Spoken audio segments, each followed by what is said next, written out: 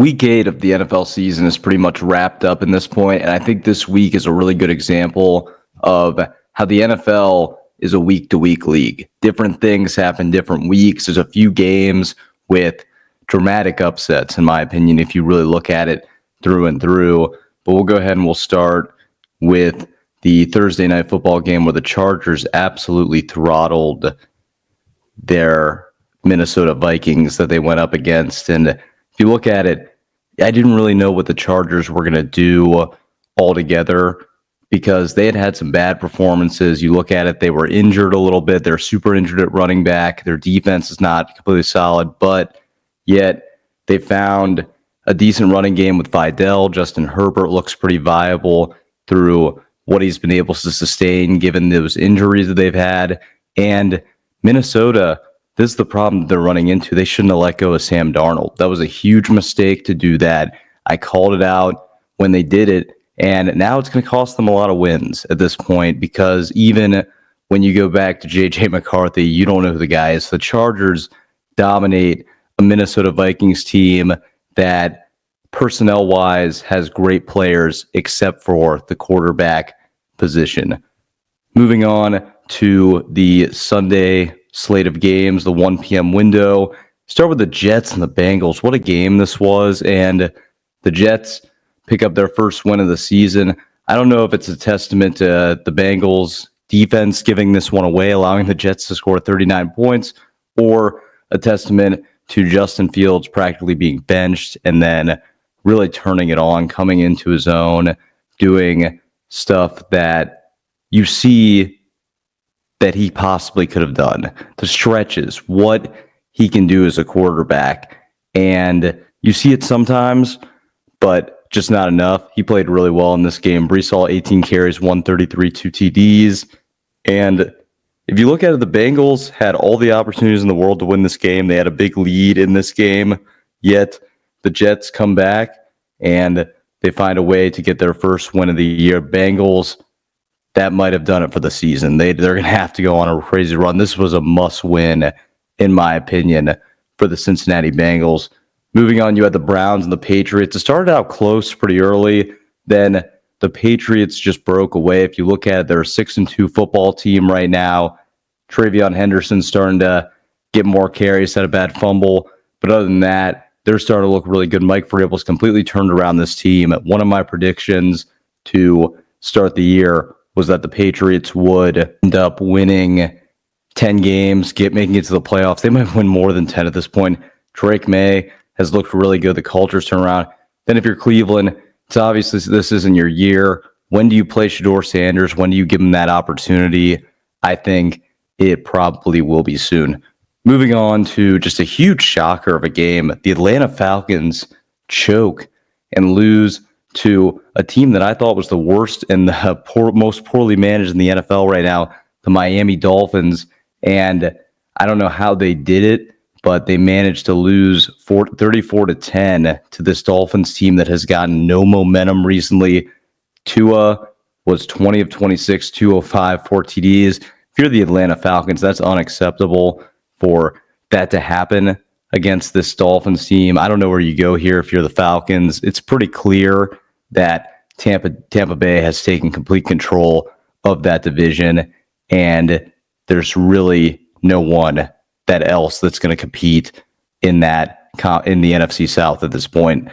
Moving on, you had the rematch between the Giants and the Eagles, and I thought the Eagles would win. The 38-20 score doesn't surprise me that much if you look at it. I thought it'd be closer just because the Giants kind of blew them out last time. But if you look at it, Jalen Hurts playing a lot better. Saquon Barkley finally had one of those games that looks like a game that he had last year. If you go back to last year, these were normal occurrences. This is really his first week where he's really had a super dominant performance, 150 yards, touchdown on 14 carries. Devontae Smith, 6 receptions, 84 yards. Solid game for him as well, if you look at it through and through. And it was a good win for the Eagles. Good win. Moving on, you had the Bills and the Panthers. Bills just dominated this game through and through. The Panthers are one of those mid-level teams where you just don't know what you're going to get on a week-to-week basis. And there was a pure example of that this week, and the Bills just absolutely dominated and put the stomping on the Carolina Panthers 40-9 in what looked like a college game, quite honestly. Next up, another big shocker. When it was announced that Lamar Jackson wasn't going to play in the Ravens and the Bears game, I just assumed that the Bears were going to find a way to win this game. They were looking really good. They had a lot of confidence.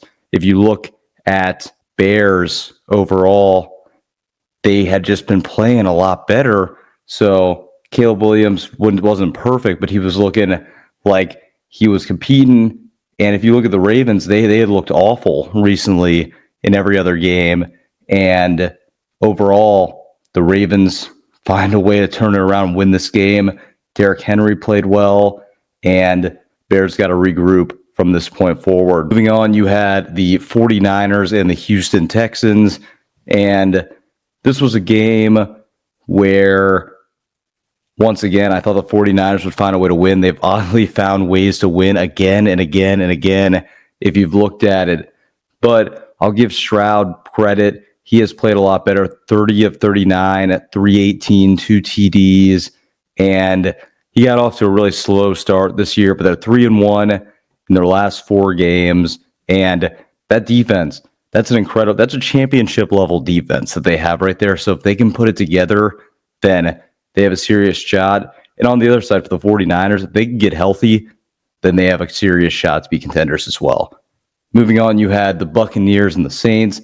Not really a contest. It was close early, but the Saints just don't have talent. They don't have depth at all. Their quarterback situation's terrible.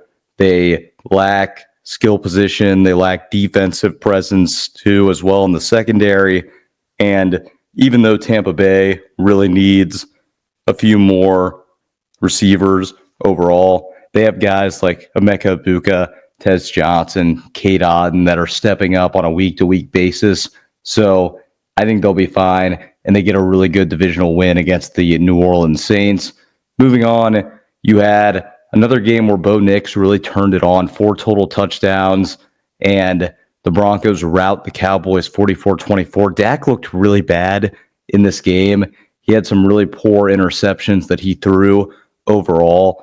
And if you look at the Broncos, are 6-2 right now. They seem to be rolling. J.K. Dobbins had 111 yards. Harvey had 3 total touchdowns. They've been waiting for him to turn it on recently, and I thought he really had a statement game overall. And yeah, the Cowboys just couldn't get their footing at all with this game. I still expect them to possibly be in the contention for a wild card spot, but this was not a great performance for Dak and the Cowboys. Then you had the Colts and the Titans. Not much to say here. Titans, they're just not there yet.